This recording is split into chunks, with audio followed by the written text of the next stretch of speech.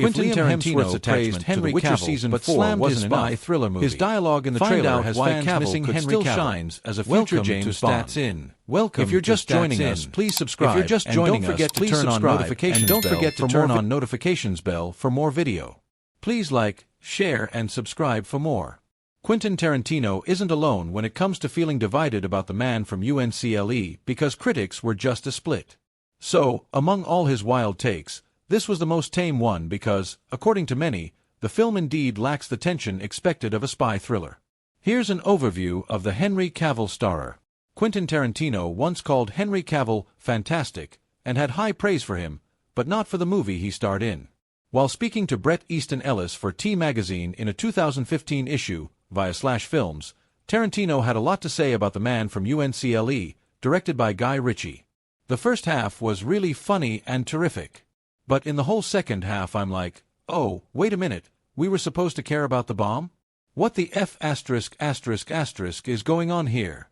I was supposed to pay attention to the stupid story? The spy flick starred Cavill, Armie Hammer, and Alicia Vikander, and the Kill Bill filmmaker felt like it completely lost its spark midway. He added, Henry Cavill was fantastic, but I didn't like the girl at all, referring to Vikander's role.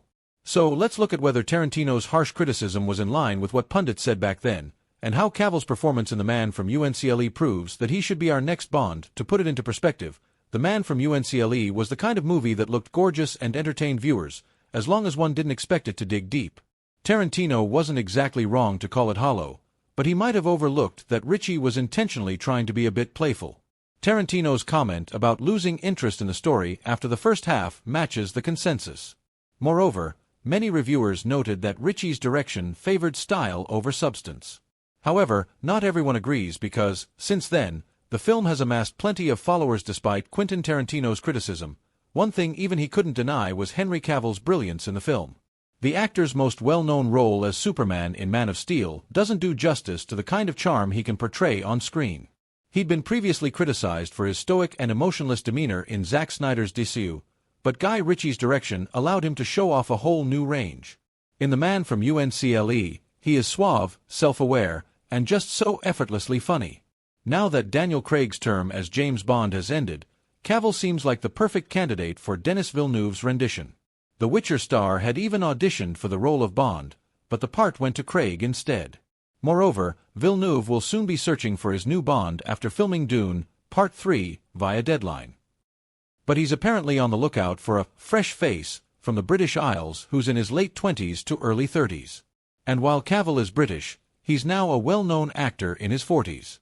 Arnold Schwarzenegger may be known as one of the biggest action heroes in Hollywood, but even he had moments of heartbreak. In the early 1990s, right after giving one blockbuster after another, the actor starred in Last Action Hero, a movie that was supposed to change the action genre forever. But things didn't go as planned. The film was released on the same weekend as Steven Spielberg's Jurassic Park, and naturally, it was completely crushed at the box office. What was meant to be an explosive hit turned into one of the biggest disappointments of his career. Schwarzenegger recently recalled his heartbreak in his Netflix documentary, Arnold, via Variety. I cannot tell you how upset I was. It hurts you. It hurts your feelings. It's embarrassing. I didn't want to see anyone for a week.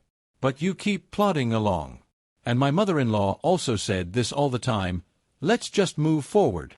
It's a great message. Last Action Hero barely made $137 million at the box office, via the numbers, and Schwarzenegger revealed that the failure left him feeling lost, embarrassed, and depressed. He admitted that he couldn't face anyone for days. Yet, despite the setback, he learned to keep moving forward, a lesson that would define the rest of his career. So then, suddenly, when everything seemed to fall apart due to his 1993 movie, it left the actor feeling like he went from being Hollywood's top action hero to losing his career overnight. He admitted that the movie's failure broke his heart and even took away his confidence, marking one of the toughest moments of his life. The Last Action Hero's failure at the box office stung Arnold Schwarzenegger especially because he was fresh out of Terminator 2, Judgment Day's success. The James Cameron movie had become one of the biggest hits in the franchise's history, earning $515 million, which catapulted the actor to unprecedented stardom via the numbers. Meanwhile, apart from facing the box office challenge against Jew, if Liam Hemsworth's attachment to The Witcher Season 4 wasn't enough, His dialogue in the trailer has fans missing Henry Cavill. Welcome to Stats In.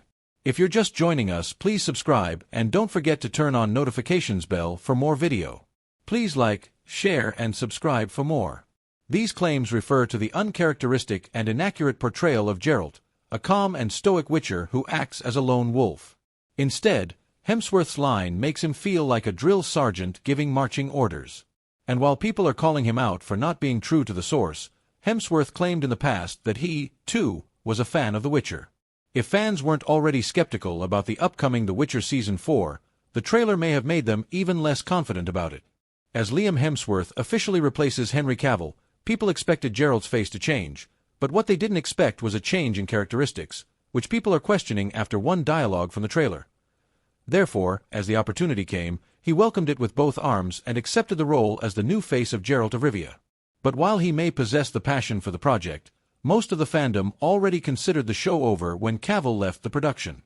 One of the big reasons why Henry Cavill was such a beloved actor in the role of Geralt of Rivia in The Witcher was due to his fanatical devotion to the franchise as a whole. From playing the video game series by CD Projekt Red to reading the literary series by author Andrzej Sapkowski, he loved them all. But at the same time, although to a lesser extent than Cavill, Liam Hemsworth also claims to be a fan of the franchise and the Witcher universe. In an interview on Speaking On Live with Kelly and Mark, the actor revealed that he had played The Witcher 3, Wild Hunt in the past, which made him a fan. He said, "I hadn't seen the TV show, and I hadn't read the books. But I played the video game like 10 years ago or something. And it's still to this day one of the best video games of all time. And Netflix came to me almost 2 years ago now and said that they wanted me to just step in and take over. But when the writers wanted to deviate from the story of the books and video games and create something of their own, that's when contention emerged between him and the production. But the problem wasn't Cavill's own. Many fans also didn't want the show to stray from the source material to the extent the production wanted. Therefore, as soon as news of his exit was received, fans believed the show would develop in a way they weren't comfortable with. Therefore, if many hadn't stopped watching the show after Season 1, then Season 3 became their last interaction with the Witcher TV series. The reason many fans are dropping the show after Season 3 is the earlier comment about Cavill's passion for the franchise. He was an all-rounder when it came to knowledge of The Witcher, which he then brought to the Netflix series to bring accuracy in his character portrayal, pacing, narrative, and storytelling as a whole. According to new reports, it's looking increasingly likely that the rumored Halo Combat Evolved remake will only feature the campaign of the classic title. So if you were waiting to relive the multiplayer side of the franchise with updated graphics and new features, you might have to wait a little longer. Are you excited for The Witcher Season 4? Tell us in the comments below. According to insiders like Jeff Grubb and Nate the Hate, the upcoming remake will focus entirely on bringing a new version of the single-player experience in Unreal Engine 5.